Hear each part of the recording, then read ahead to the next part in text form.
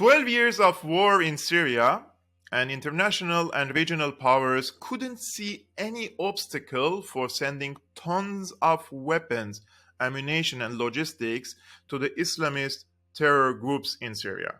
12 years of war, and the so called international community or the civilized world violates international law by disrespecting Syria's borders, territorial integrity, and sovereignty.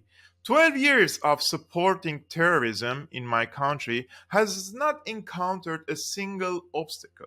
But now, when an earthquake, a deadly earthquake, hits Syria, the leaders of the so-called garden, as the EU's Joseph Borrell likes to call, remembered that Syria do have borders. But instead of coordinating with Damascus to send humanitarian aid, they claim that the Syrian government doesn't allow them to send humanitarian aid. A big, fat lie which is meant to divert attention from their policies and deadly sanctions on the Syrian people. At the beginning, they said, oh, no, these sanctions do not affect the delivery of humanitarian aid in Syria, but thanks to our pressure and the pressure of local non-governmental organizations and international organizations working in Syria, the United States decided to temporarily suspend these sanctions. Too little,